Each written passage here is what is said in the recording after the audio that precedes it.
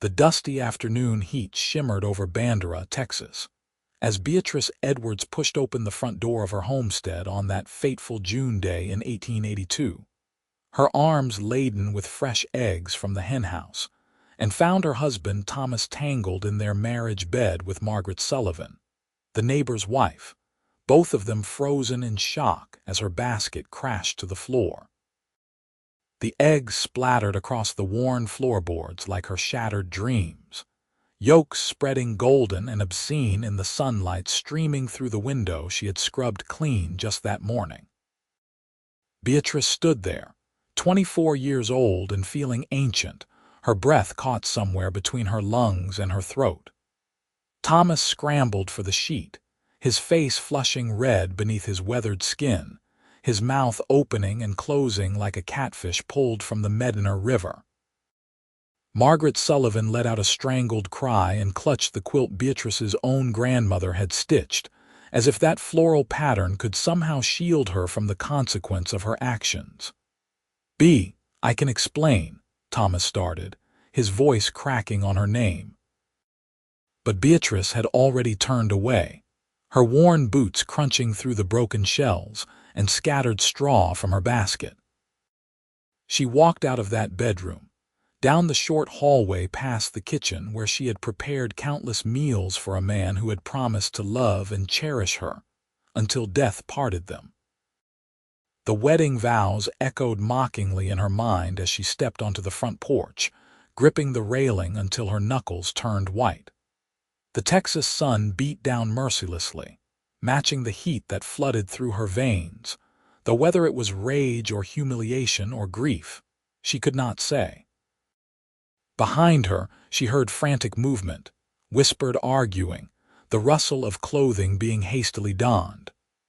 Margaret Sullivan slipped out the back door like the coward she was, and Thomas appeared on the porch moments later, his shirt buttoned wrong, his suspenders hanging at his sides. "It didn't mean anything," he said, and those 4 words might have been the worst he could have chosen. Beatrice turned to look at him then, really look at him, and wondered how she had never seen the weakness in his jaw, the shifty quality in his eyes. They had been married for 3 years, since she was 21 and he was 26, and she had believed herself fortunate to wed the son of a successful ranch owner. Her parents had approved. The whole town had celebrated. She had worn her mother's lace and carried wildflowers, and she had meant every word of her vows. "Get off my porch," she said quietly. "Your porch. This is my father's property, and last I checked, you're my wife." "Not anymore," Beatrice said, and the certainty in her voice surprised even herself. "I want you gone. I want you out of my sight. And if you think I'm going to stay here and pretend this never happened, if you think I'm going to smile and nod and serve you supper while the whole town whispers about what a fool Beatrice Edwards is, you're more stupid than you are cruel." Thomas's expression hardened. "You're being dramatic. Women forgive. That's what wives do. Maybe some women. Not this one." She walked past him back into the house, into their bedroom that still smelled of betrayal and rosewater perfume that was not hers. She pulled her traveling trunk from beneath the bed, the same trunk she had brought with her as a bride, filled then with hope and linens and her most precious belongings. Now she began filling it again, methodically folding the dresses she had sewn herself, the undergarments she had washed and mended, the few books she owned, the silver brush that had been her grandmother's. Thomas followed her, his voice rising. "You can't just leave. Where will you go? You have no money, no family close by. Your parents are 300 miles away in Austin. You think you can just strike out alone? You're a woman, B. You need me." "I need you like I need a rattlesnake in my bed," she replied, not looking up from her packing. "And I find I prefer the rattlesnake. At least it would have the decency to warn me before it struck. You're crazy. Everyone will say you're crazy. Let them say what they want. I know what I saw." She moved through the house like a woman possessed, gathering her possessions, the few things that were truly hers. Her sewing basket, the cast iron skillet her aunt had given her, a jar of coins she had saved from selling eggs and butter in town, hidden in the back of the cupboard where Thomas had never thought to look.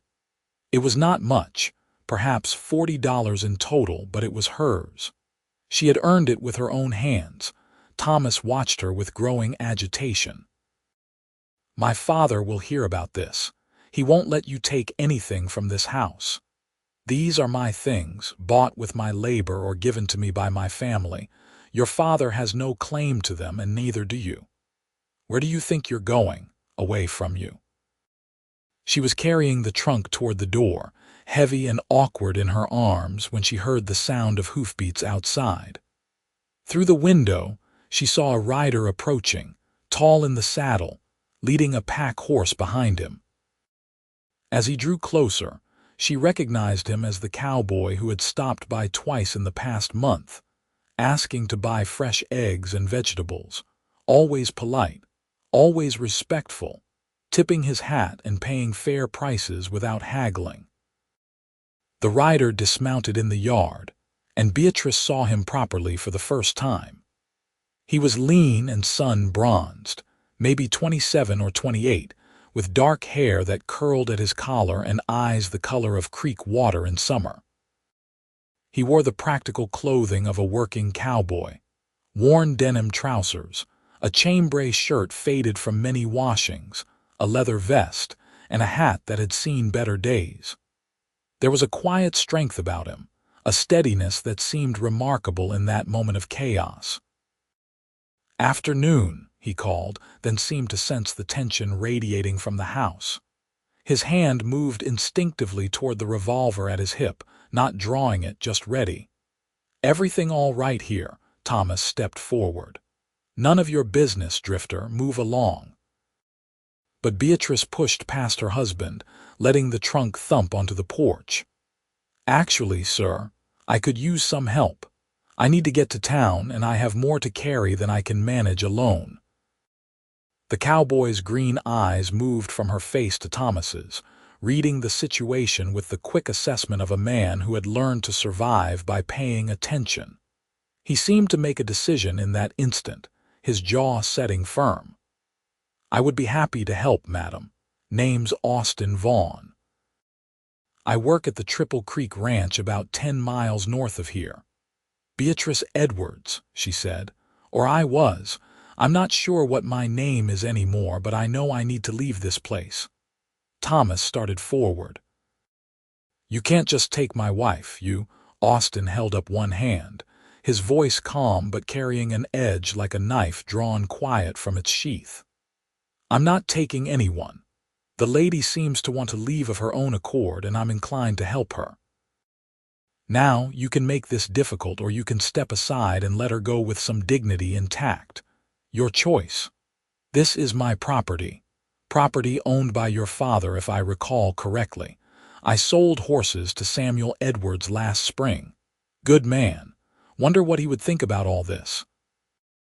Austin's gaze flicked to the bedroom window, to the rumpled bed visible through the glass, and understanding flickered across his face. "I see. Well then, I expect he would want his daughter-in-law treated with respect, at least in her departure." Thomas's face went from red to purple, but he stepped back. Perhaps he realized that the story would sound worse if he had to explain why he had prevented his wife from leaving. Perhaps he simply recognized that Austin Vaughn was not a man who would be easily intimidated. Either way, he retreated into the house, slamming the door behind him.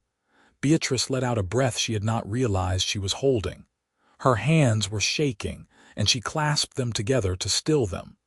"Thank you, Mr. Vaughn. I don't know what I would have done if you hadn't come along." "Austin, please, madam. And I suspect you would have found a way. You seem like a resourceful woman." He smiled, and it softened his weathered features, made him look younger. "Now, what else needs carrying?" Together they made 3 trips into the house. Austin moving with quiet efficiency, never asking questions, never pressing for details. Thomas stayed in the back room, radiating fury but not interfering. Beatrice gathered her clothes, her books, her small treasures. She took the photograph of her parents from the mantel, the sampler she had stitched as a girl, the blue glass bottle that had belonged to her grandmother. She took the kitchen things that were hers, the quilt from the guest bed that she had made herself, the rag rug she had braided through long winter evenings. She took nothing that was Thomas's, nothing that could be disputed. She wanted no ties, no reasons to ever have to see him again. When everything was loaded onto Austin's pack horse, secured with practiced knots and balanced carefully, Beatrice took one last look at the house that had been her home for 3 years. It was a nice house, well built, with a view of the hills and a garden she had tended with her own hands. She had planted roses by the door and they were blooming now, red and fragrant in the June heat. She had been happy here, or thought she had been. Now she could not remember what that happiness had felt like. "Ready?" Austin asked gently. "Yes," she said, and meant it. She rode behind him on his sturdy bay gelding, her arms around his waist for balance, her few possessions trailing behind on the pack horse. As they rode away from the homestead, she did not look back. The sun was lowering toward the western hills, painting the sky in shades of amber and rose, and the air smelled of dust and juniper and possibility. They rode in silence for a while, the horses moving at a steady walk, the leather creaking rhythmically, the whole world seemingly reduced to the sound of hoofbeats and breathing. Finally, Austin spoke. "Where are you headed, Miss Beatrice? You have family in town?" "No. My parents are in Austin. I have some money saved, enough for a room at the boarding house for a few weeks while I figure out what comes next." She paused, then added, "I'm not sure what that will be. I've only ever been a daughter and a wife. I don't know how to be anything else." "I expect you'll figure it out. Sometimes the worst things that happen to us turn out to be the beginning of something better. You sound like you're speaking from experience." Austin was quiet for a moment, and Beatrice felt the tension in his shoulders beneath her hands. "My wife died 4 years ago when I was 24 and she was 22. Fever took her in 3 days. Fastest, cruelest thing I ever saw. For a long time after, I thought my life was over too. Couldn't see how I was supposed to go on without her, but I did, because there wasn't any other choice. And eventually I found that life could still have meaning, could still have moments of grace, even if they looked different than I had planned." "I'm sorry," Beatrice said softly. "That must have been terrible." "It was, but it taught me that we're stronger than we think we are. You'll find your way, Miss Beatrice. I can see it in you." They reached Bandera as the sun was setting, the town's main street already lit with lanterns glowing golden in windows. Bandera was a small place, just a few hundred souls, built along Bandera Creek with the hills rising all around. It was a town of ranchers and cowboys, a place where everyone knew everyone else's business, and Beatrice felt a twist of anxiety in her stomach as they rode past the general store, the saloon, the small church with its white steeple. By tomorrow, the whole town would know what had happened. The whispers would start, the speculation, the judgment. Some would pity her. Others would find ways to blame her. That was how these things went. Austin seemed to sense her apprehension. "Hold your head high," he said quietly. "You have nothing to be ashamed of." They stopped in front of the boarding house, a 2-story building with a wide porch and lace curtains in the windows. Mrs. Harriet Chen, the owner, was sitting in a rocking chair on the porch, fanning herself against the evening heat. She was a widow from San Francisco, a woman who had come to Texas 10 years earlier and made a life for herself through sheer determination. Beatrice had always liked her. Mrs. Chen rose as they approached, her dark eyes sharp and assessing. "Beatrice Edwards, this is unexpected." "I need a room, Mrs. Chen, for as long as my money will last." The older woman looked at Austin, at the pack horse laden with belongings, and understanding dawned on her face. "I see. Well, you're in luck. I have a room available, nice one on the second floor, overlooks the creek. Costs $8 a week, includes breakfast and supper." Beatrice did some quick calculations in her head. $8 a week. She had $40 saved. That gave her 5 weeks to find work, to make a plan. It would have to be enough. "I'll take it." Austin helped her unload her belongings, carrying the heavy trunk up the narrow stairs as if it weighed nothing. Mrs. Chen showed Beatrice to her room, a small space with a brass bed, a washstand, a wardrobe, and a window that did indeed overlook the creek. It was simple but clean, and as the door closed behind Mrs. Chen, Beatrice sat on the bed and finally let herself feel the full weight of what had happened. She had left her husband. She had walked away from her home, from the life she had built, from the future she had imagined. She was alone in a town where she would be the subject of gossip, with limited funds and no clear path forward. She should have been terrified. Instead, sitting there in that small room with the evening breeze coming through the window and the sound of the creek burbling below, she felt something unexpected: relief. She was free. Whatever came next, she would face it on her own terms, not as Thomas Edwards' wife, not as the woman who had been too foolish or too weak or too plain to keep her husband's attention. Just as herself. There was a soft knock on the door, and Austin's voice came through. "Miss Beatrice, I brought up the last of your things. I'll leave them in the hallway if you don't want to be disturbed." She opened the door quickly. "No, please, come in. I want to thank you properly. You've been incredibly kind, and I don't even really know you." Austin stepped into the room, setting down her sewing basket and the bundle of quilts. In the lamplight, she could see his face more clearly.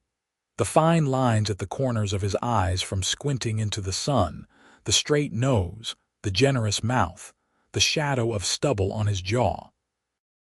He was handsome, she realized, in a quiet, unassuming way. Nothing like Thomas, who had been all flash and charm and empty promises. "No thanks necessary," Austin said. "I was glad to help." "Why did you help? You don't know me. You don't know what happened. For all you knew, I could have been a terrible wife and he could have been justified." Austin met her eyes directly. "I know enough. I know a woman doesn't pack up and leave unless she has good reason. I know a man who has to hide in the back of his own house is a man with something to be ashamed of. And I know that you deserve better than whatever drove you away from that place." Beatrice felt tears prick at her eyes, the first tears she had allowed herself since walking into that bedroom and seeing her marriage end in tangled sheets and broken vows. "He was with the neighbor's wife," she said quietly. "In our bed. I came home and found them there together." Austin's jaw tightened, and something flickered in his eyes that might have been anger on her behalf. "Then he's a fool, and you're well rid of him. Everyone will say I should have stayed, that I should have forgiven him, that a good wife would try to save her marriage. Everyone can think what they like. You're the one who has to live with your choices, and from where I'm standing, you made the right one." They stood there for a moment in the small room, and Beatrice felt something shift in the air between them, some connection forming that she could not quite name. Then Austin cleared his throat and stepped back. "I should go. You need rest, and I have an early morning. But if you need anything, Miss Beatrice, anything at all, you can send word to the Triple Creek Ranch. I'm there most days, and I would be happy to help however I can." "Thank you, Austin, truly." He tipped his hat and was gone, his boots echoing down the stairs, and Beatrice was alone with the ruins of her old life and the uncertain promise of whatever came next. The next days passed in a strange blur. Beatrice stayed mostly in her room or helped Mrs. Chen with small tasks around the boarding house. Washing dishes, sweeping floors, anything to feel useful and to avoid the curious stares of townspeople. But she could not hide forever, and when she ventured out to the general store to buy thread and fabric, she felt the weight of whispers following her down the street. The story had spread quickly, though not in the way she had feared. It seemed that Margaret Sullivan, consumed with guilt or perhaps simply eager to shape the narrative, had confessed everything to her own husband, who had promptly thrown her out. Margaret had left town on the stage, heading back to her family in San Antonio, and Robert Sullivan had filed for divorce.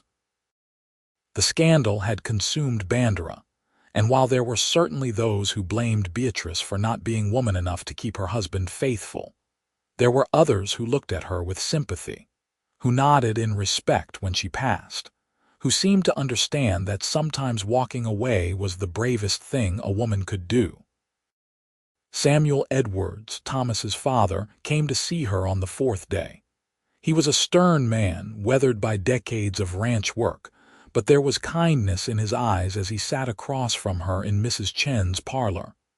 "I came to apologize," he said without preamble. "My son is a disgrace.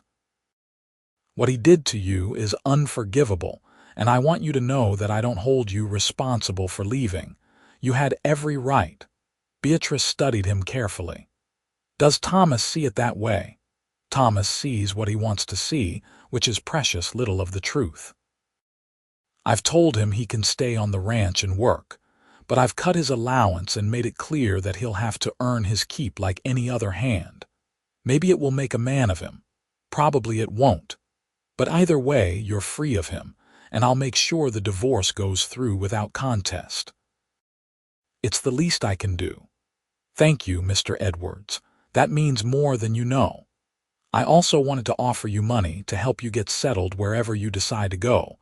You were a good wife to my son, better than he deserved, and you shouldn't have to suffer because of his failings." Beatrice considered this carefully.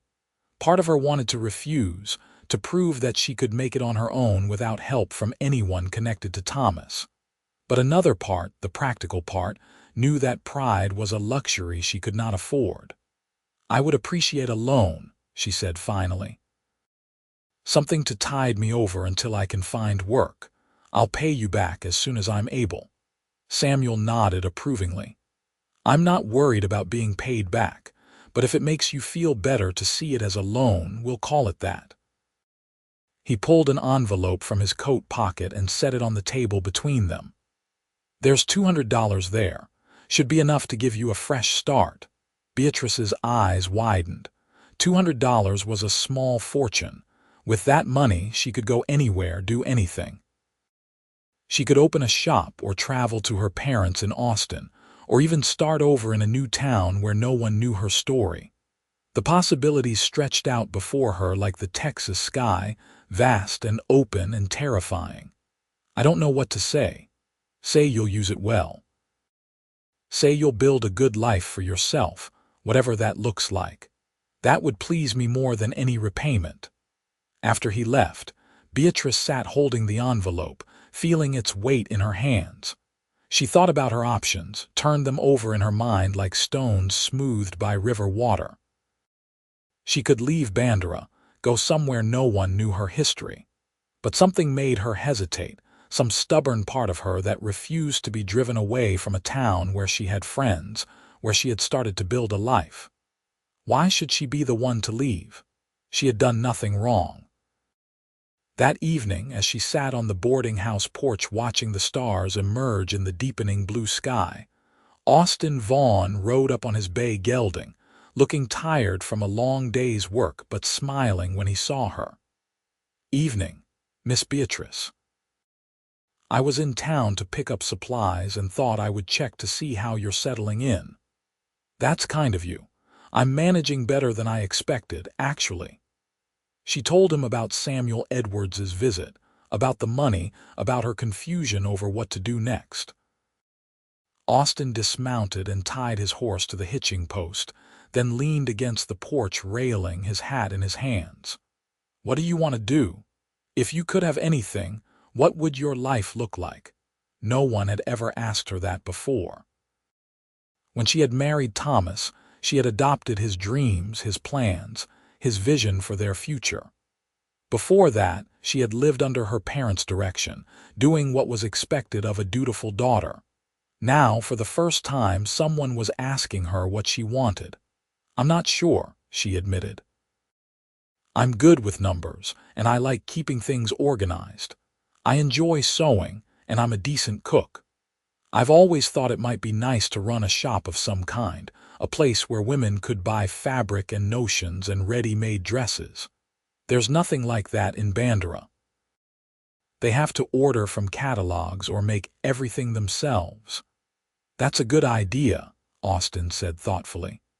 "There's that empty storefront next to the general store. Old Mr. Hawkins used to run a saddle shop there, but he retired last year and moved to San Antonio to live with his daughter. The building's been sitting empty ever since." Beatrice felt a flutter of excitement in her chest, quickly followed by doubt. "I couldn't possibly. I don't know the first thing about running a business." "You could learn. You strike me as someone who can do whatever she sets her mind to." They talked for hours that evening, sitting on the porch as the night deepened around them, and Beatrice found herself opening up to Austin in a way she had never opened up to anyone, not even Thomas. She told him about her childhood in Austin, about her mother who had taught her to sew and her father who had read to her from books of poetry and adventure. She told him about her dreams of traveling, of seeing the ocean, of having children someday and raising them to be brave and kind. Austin listened with complete attention, asking questions, offering his own stories in return.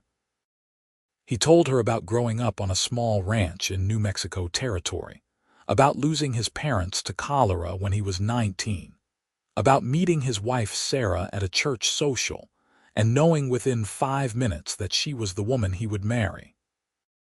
He told her about Sarah's death, about the year he had spent afterward just drifting, working as a cowboy on various ranches, trying to outrun his grief.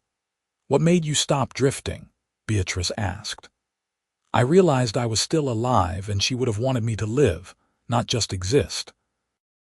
So I came here to the Triple Creek, found good work with good people, and started building a life again. It's not the life I imagined when I was 20 and newly married, but it's a good life.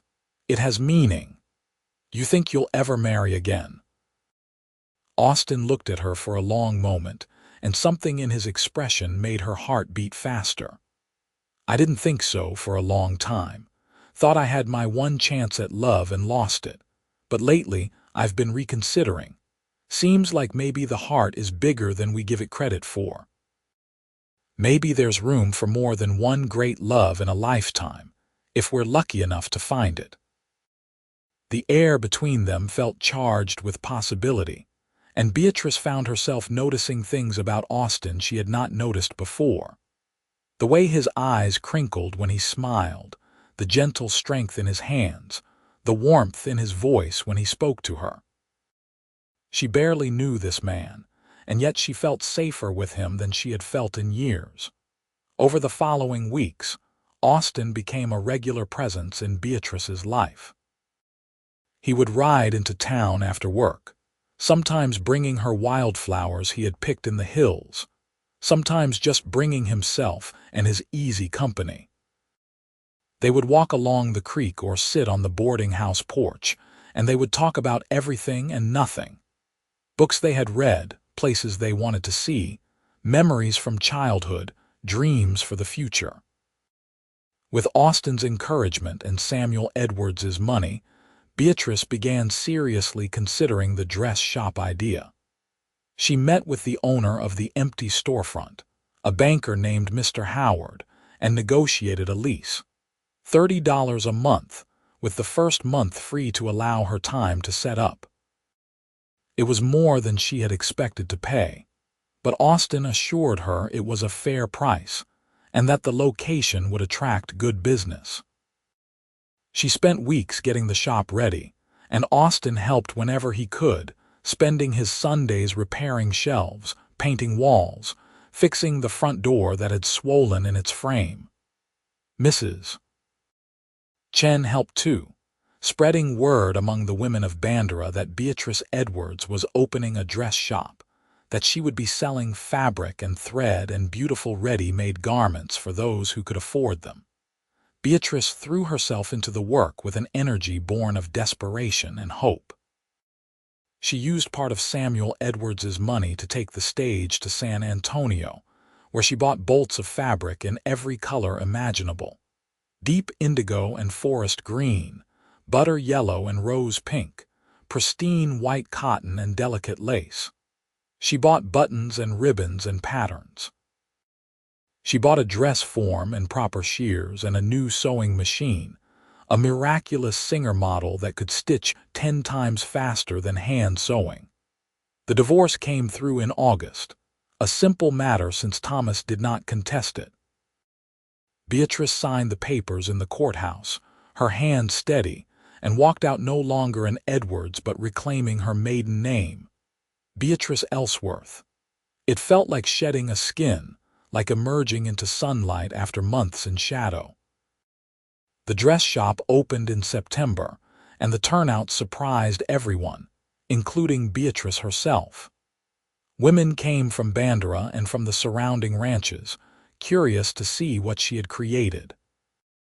The shop was beautiful, with the fabric displayed on shelves that Austin had built, natural light streaming through the big front windows, and 3 dresses that Beatrice had sewn herself displayed on dress forms: a practical day dress in blue calico, a church dress in dove gray with mother-of-pearl buttons, and a party dress in emerald silk that made everyone who saw it sigh with longing. The first day, Beatrice sold 15 yards of fabric, 2 spools of thread, a packet of needles, and took orders for 3 custom dresses. By the end of the first week, she had enough orders to keep her busy for a month. By the end of the first month, she knew her business was going to succeed. She was not getting rich, but she was making enough to pay her rent at both the boarding house and the shop, to buy more supplies, to save a little for the future. More importantly, she was building something that was entirely hers, something that no one could take away from her. Every stitch she sewed, every customer she helped, every dollar she earned felt like a small victory, like proof that she had made the right choice in leaving Thomas. And through it all, Austin was there. Not hovering, not demanding, just present, a steady and comforting force in her life. He would stop by the shop in the evenings after the customers had gone, and he would sit in the chair by the window while she worked, reading aloud from the newspaper or telling her stories about his day.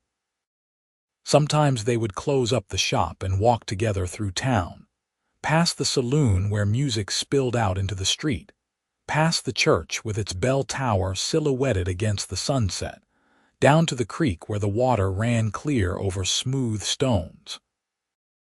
It was on one of these walks, in October when the air had finally begun to cool, and the leaves on the cottonwoods were turning gold, that Austin took her hand for the first time. They were standing by the creek, watching the water catch the last light of the day, and his fingers twined with hers so naturally that it felt like they had been holding hands forever. "I've been thinking," Austin said, his voice quiet but firm. "I've been thinking that I'm falling in love with you, Beatrice. Maybe I've been falling in love with you since the day I helped you pack, since I saw how brave you were walking away from a bad situation. Or maybe it started before that, those times I came by to buy eggs and you would smile at me, and I would ride away feeling like the world was a little brighter. I don't know exactly when it happened, but I know it's true. And I need you to know it, because I don't want to be dishonest, and I don't want you to think I'm helping you because I pity you or because I think you owe me anything. I'm here because I want to be here, because being with you makes me happier than I've been in years." Beatrice's heart was pounding so hard she could hear it in her ears. She looked up at Austin's face, at the vulnerability in his expression, the hope mixed with fear, and she realized that she had been falling in love with him too slowly and surely, like the creek wearing smooth the stones in its bed. "I feel the same way," she whispered. "I didn't think I could feel this way, not so soon after everything that happened with Thomas. I thought maybe I was broken, or that I would never be able to trust anyone again. But you're different, Austin. You're kind and honest and patient, and when I'm with you, I feel like myself, like the best version of myself. I love you. I think I've loved you for a while now." Austin smiled, and it was like the sun breaking through clouds. He pulled her close, and she went willingly, resting her head against his chest and listening to the steady beat of his heart. They stood there by the creek as the sky darkened and the first stars appeared, and Beatrice felt something she had not felt in a long time: peace. They courted properly after that, in the way that courting was done in small Texas towns in 1882. Austin would come calling at the boarding house, and they would sit in Mrs. Chen's parlor under her watchful but approving eye. He would take Beatrice to church on Sundays, and they would sit together in the pew, their shoulders touching, sharing a hymnal. He would escort her to town socials, and they would dance together while the fiddle played and the whole town watched and whispered, mostly approvingly now, about how Beatrice Ellsworth had landed on her feet and found herself a good man in the process. Thomas had left Bandera by then, gone to try his luck in El Paso, and Beatrice found that she did not think of him often. When she did, it was without the sharp pain she had expected, more a dull ache of regret for time wasted. She was grateful in a strange way for his betrayal because it had forced her to become someone stronger, someone more herself. She would not have chosen that path, but now that she was on it, she could see that it was leading somewhere good. In December, on Christmas Eve, Austin proposed. They were at the Triple Creek Ranch, where Austin had invited Beatrice for dinner with the ranch owners, Mr. and Mrs. Thompson, who had welcomed her with warmth and genuine affection.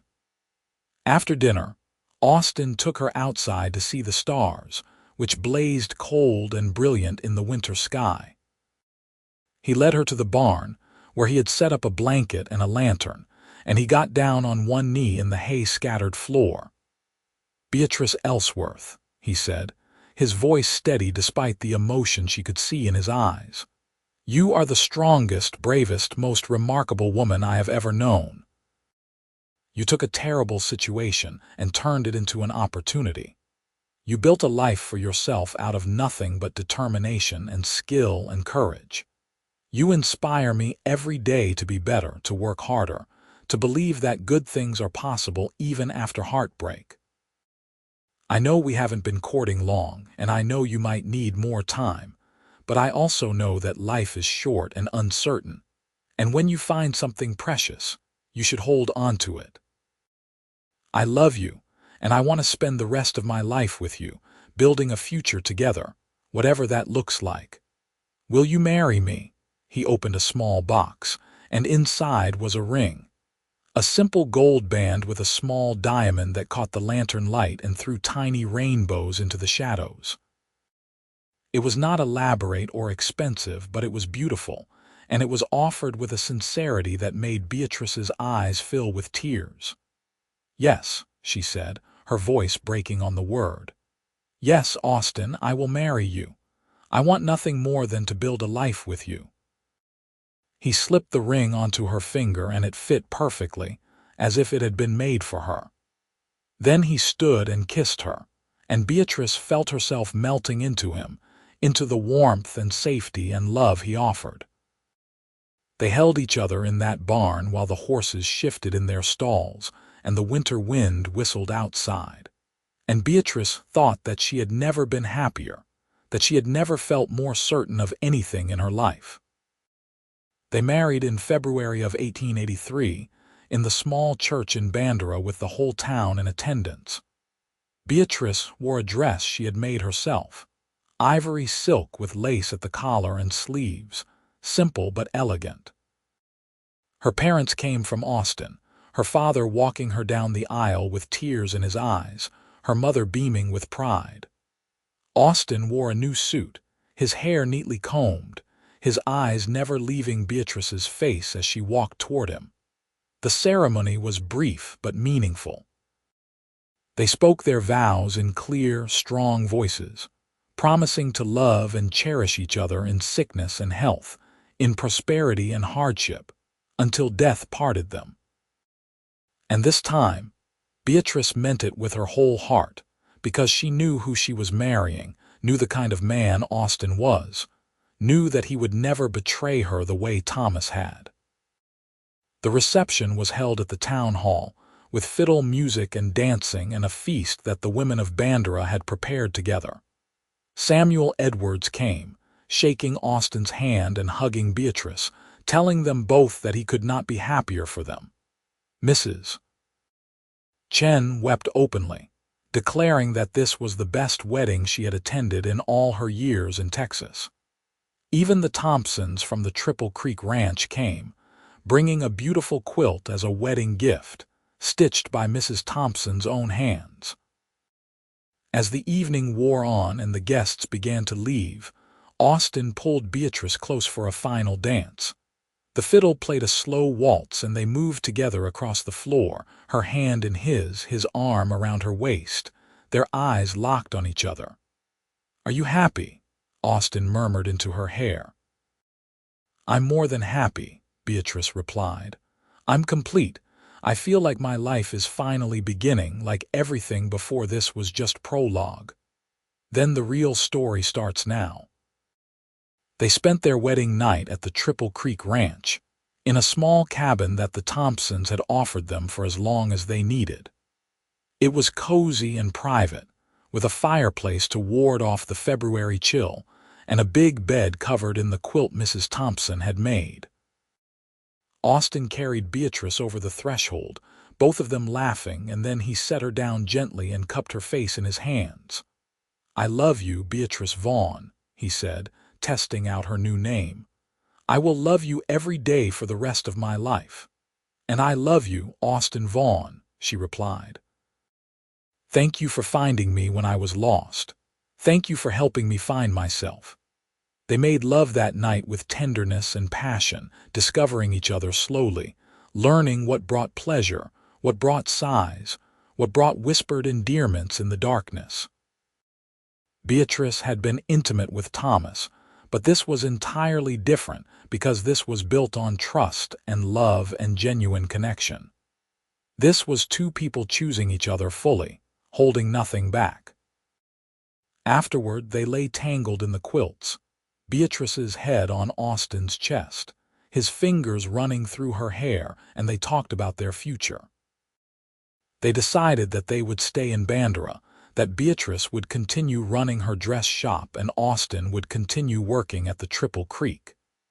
They would save their money and eventually buy a small piece of land of their own, build a house, start a ranch.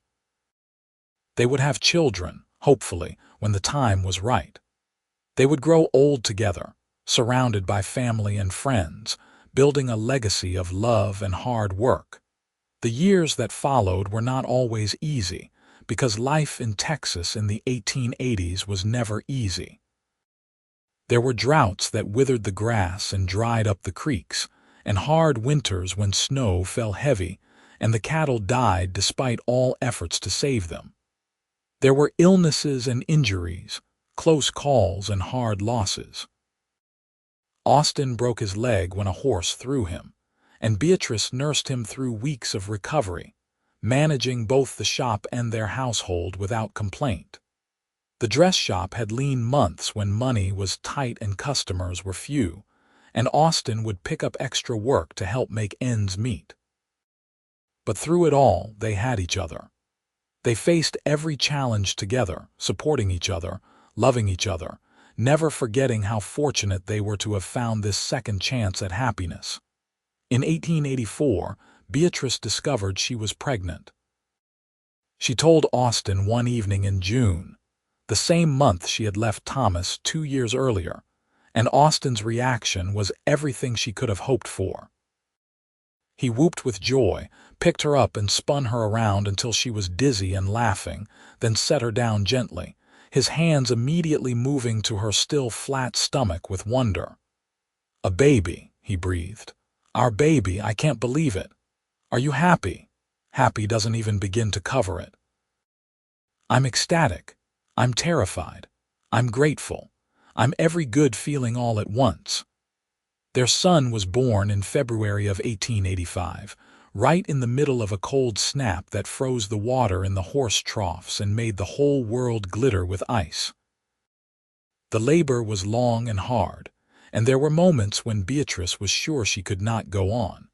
But Austin stayed by her side the entire time, holding her hand, wiping her forehead with cool cloths, whispering encouragement. And when the baby finally arrived, squalling and red-faced and perfect, Beatrice looked into his tiny face and felt her heart expand in ways she had not known were possible. They named him Andrew Thomas Vaughn, Andrew after Austin's father, Thomas not after Beatrice's ex-husband but after her own father, whose middle name it was. Andrew had Austin's green eyes and Beatrice's dark hair, and from the very beginning he was alert and curious, watching the world with serious attention. Being parents transformed them both in unexpected ways. Austin, who had always been steady and reliable, became even more so, driven by the need to provide for his family. He took on extra responsibilities at the Triple Creek, and the Thompsons rewarded his hard work with a promotion to foreman and a raise in pay. Beatrice scaled back her hours at the dress shop, bringing Andrew with her when she worked, letting him sleep in a basket beside her sewing machine while she stitched and fitted and consulted with customers. The women of Bandera doted on Andrew, and Beatrice found herself part of a community of mothers who supported each other through the exhaustion and joy and fear of raising children.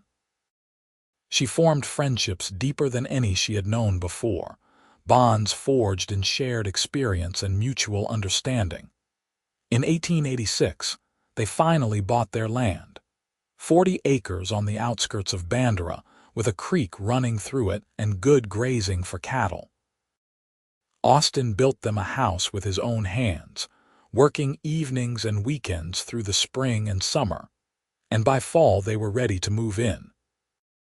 It was a simple house, just 4 rooms and a porch, but it was sturdy and well-made, and it was theirs, truly theirs, with no one to answer to but themselves. Beatrice continued to run the dress shop from a room in the house, converting the front parlor into her workspace, and customers adapted, making the short trip out of town to see her. She found that she liked working from home, liked being able to keep an eye on Andrew while she sewed, liked the flexibility it gave her. In 1888, their daughter was born, a little girl they named Alice Marie Vaughn. She had Beatrice's brown eyes and Austin's easy smile, and Andrew, now 3 years old, was fascinated by his baby sister, always wanting to help, always asking to hold her. Watching Austin with their children, seeing how gentle he was, how patient, how present, Beatrice would sometimes think back to her marriage to Thomas and marvel at the difference. Thomas had wanted children as accessories, proof of his manhood, but he would never have been willing to do the work of actually raising them. Austin changed diapers and walked the floor with crying babies, and told bedtime stories with different voices for all the characters. He was a true partner in every sense, and Beatrice fell in love with him more deeply with each passing year. By 1890, they had built a small but successful ranch. They ran cattle, mostly, about 50 head that grazed on their 40 acres and on public land beyond. It was not a big operation, nothing like the Triple Creek, but it was enough to support their family, especially combined with Beatrice's income from the dress shop. Austin still worked part-time for the Thompsons, who had become like family to them, and they all helped each other through the busy seasons of branding and calving. Andrew was now 5, a sturdy boy who loved horses and followed his father everywhere, learning to rope and ride and do all the things a rancher's son needed to know. Alice was 2, a talkative, energetic child who delighted in everything, who found wonder in butterflies and flowers and the sound of rain on the roof. Watching them grow, Beatrice would sometimes catch Austin's eye across the dinner table or in the evening when they were tucking the children into bed, and they would share a smile that said everything without words. "We did this. We built this. We are so very lucky." There were hard moments, of course. In 1891, a fever swept through Bandera and Alice fell ill. For 3 terrifying days, Beatrice and Austin took turns sitting by her bedside, bathing her hot skin with cool water, coaxing her to drink, praying to whatever gods might listen to spare their daughter. When the fever finally broke and Alice opened her eyes and asked for breakfast, Beatrice and Austin held each other and wept with relief, grateful beyond measure that their family was intact. That experience reminded them both how precious and fragile life was, how quickly everything could change. It made them cherish the ordinary moments even more. Sunday dinners with Andrew and Alice chattering about their week, evenings on the porch watching the sunset, quiet mornings when they would wake before the children and lie in bed together, talking or not talking, just being together. In 1893, Beatrice received a letter from Samuel Edwards. Thomas had died in El Paso, shot in a saloon brawl over cards, drunk and stupid to the end. Samuel wrote that he thought Beatrice should know, though he understood if she did not mourn. Beatrice read the letter twice, trying to feel something beyond a distant sadness for a life wasted, for potential never realized. She had loved Thomas once, or thought she had, but that feeling was so far in the past now that it seemed like it had happened to someone else. She showed the letter to Austin that evening and he pulled her close, kissing the top of her head. "Are you all right?" "I'm fine. I feel sorry for him, I suppose. He could have had a good life. He had advantages, opportunities, but he squandered them. He hurt people who cared about him.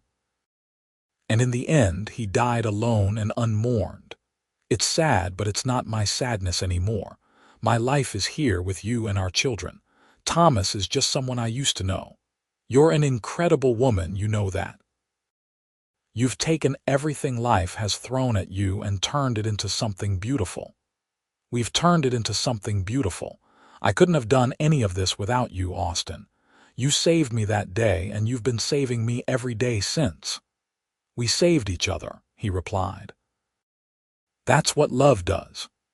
The years continued to pass, marked by small joys and minor tragedies, by birthdays and holidays, by the slow, steady accumulation of a life well lived.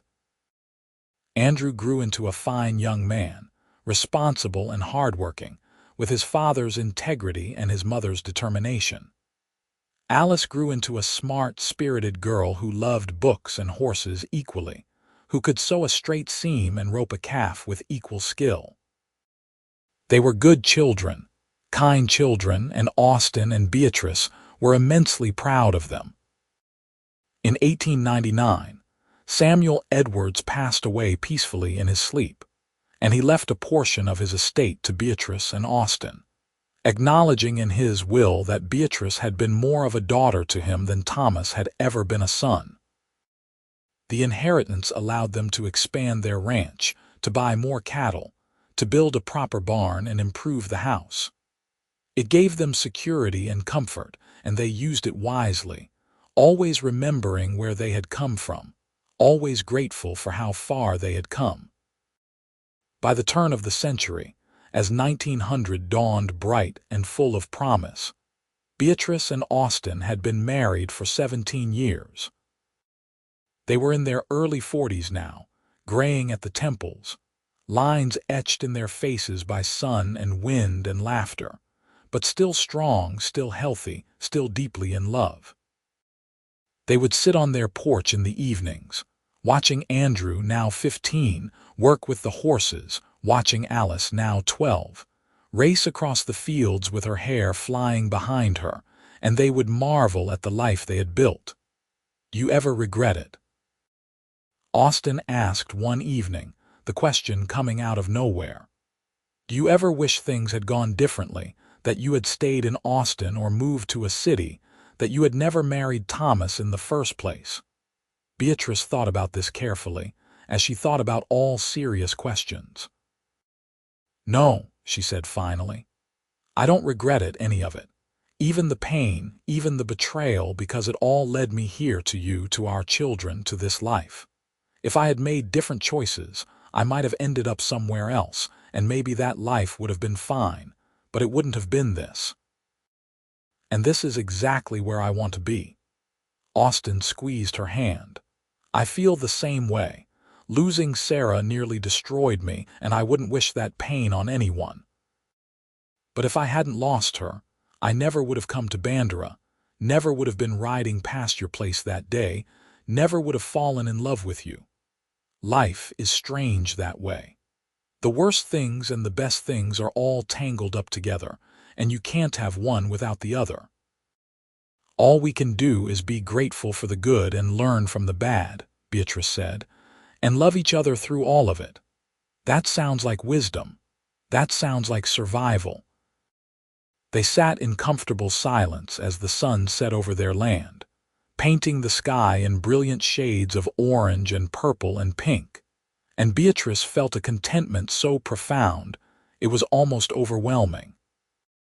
She thought about that day in 1882, when she had walked into her bedroom and found her world shattered, when she had stood on the porch of that house and decided to leave, to start over, to trust herself enough to take the leap. She thought about Austin riding up, a stranger offering help without judgment or expectation, and how that simple act of kindness had changed the trajectory of her entire life. She thought about the dress shop and the customers who had become friends, about the community of women who had supported her through everything. She thought about Andrew and Alice, the two greatest joys of her life, and about the grandchildren she hoped would come someday. She thought about all the moments, big and small, that had woven together to create this tapestry of a life. The first time Austin had held her hand, their wedding day, the birth of their children, the house they had built, the ranch they had grown, the love that had sustained them through it all. In 1903, Andrew married a sweet girl named Catherine from a neighboring ranch, and in 1904 they presented Beatrice and Austin with their first grandchild, a boy they named Samuel Austin. Holding that baby in her arms, Beatrice felt the circle complete, felt the past and present and future all converging in that tiny, perfect life. Austin stood beside her, his arm around her shoulders, and they looked at their grandson together with tears in their eyes. "We did good," Austin whispered. "We did very good," Beatrice agreed. Alice married in 1907 to a young schoolteacher named Daniel, and they settled in Bandera, where Daniel taught at the small schoolhouse, and Alice helped Beatrice run the dress shop, which had expanded over the years into a thriving business.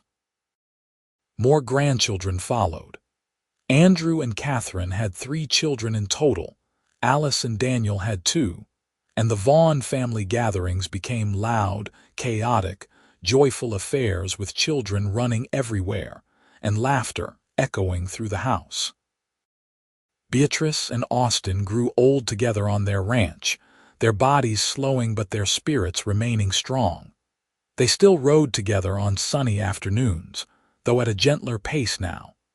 They still sat on the porch in the evenings, holding hands and watching the world go by.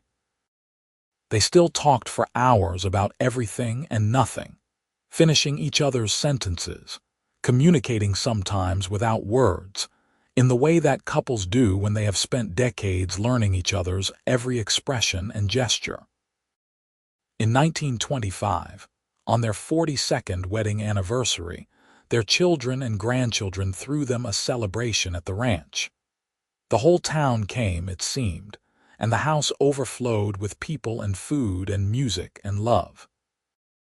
Beatrice, now 67 years old, her hair silver and her face lined with the marks of a life fully lived, looked around at all the people gathered in her home and felt overwhelmed with gratitude. Austin, now 70, stood and raised his glass in a toast. His voice was still strong, still carrying that warmth that had drawn Beatrice to him all those decades ago. To my wife, Beatrice, the love of my life, my partner, my best friend. 42 years ago, she took a chance on a cowboy who had nothing to offer but his heart and his promise to love her forever. She could have chosen an easier path, a safer path, but she chose me, and I have spent every day since trying to be worthy of that choice. Beatrice, you are the strongest, bravest, most remarkable woman I have ever known, and I am the luckiest man alive to call you my wife. To 42 more years if we are blessed, and to all the years beyond that in whatever comes next. Everyone raised their glasses and cheered, and Beatrice stood and kissed her husband while their grandchildren giggled, and their children smiled, and their friends wiped away happy tears. It was a perfect moment, crystalline and clear, and Beatrice tried to memorize every detail.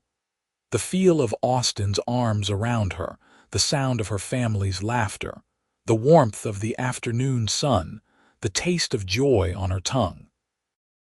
They lived many more years together, Austin and Beatrice, growing older but never losing the connection that had sustained them through 4 decades of marriage. They watched their grandchildren grow and have children of their own, watched the world change around them with automobiles and electricity, and all the modern conveniences that were transforming Texas from a wild frontier into something more settled and civilized.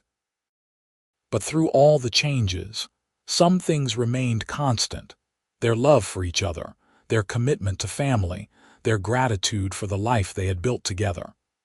They never forgot where they had come from, never took for granted the second chance they had been given. Austin passed away in 1932, at the age of 77, peacefully in his sleep with Beatrice beside him holding his hand.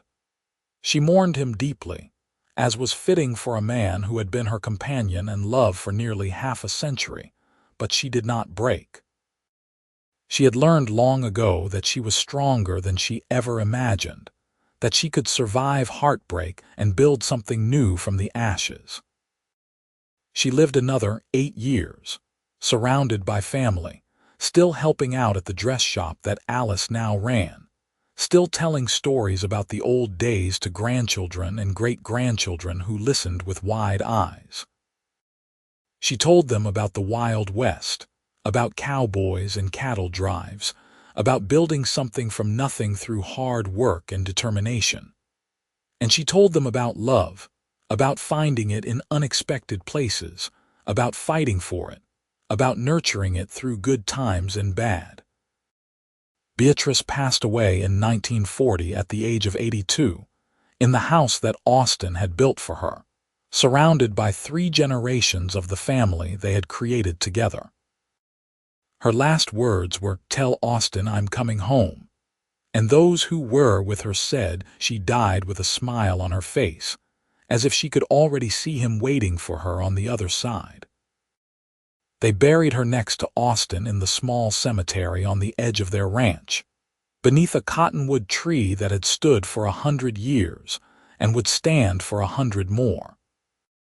Their graves looked out over the land they had loved, the land they had worked, the land that held the story of their life together. The dress shop continued for another 20 years, run by Alice and then by Alice's daughter, before finally closing when the family decided it had served its purpose. The ranch stayed in the family through multiple generations, each one adding their own chapter to the story, but always remembering the foundation that Beatrice and Austin had laid. And in Bandera, Texas, in the years that followed, when people told stories about the old days, about the Wild West and the people who had shaped the town, they always mentioned Beatrice Ellsworth Vaughn, the woman who had caught her husband in bed with the neighbor's wife, who had walked away from betrayal with her head held high, who had been helped by a kind cowboy named Austin, who had built a successful business and a beautiful family from nothing but courage and determination. They told her story as inspiration, as proof that sometimes the worst moments in our lives are really doorways to something better, that second chances do exist, and that love, when it is real and true and built on respect and partnership, can overcome anything and last forever.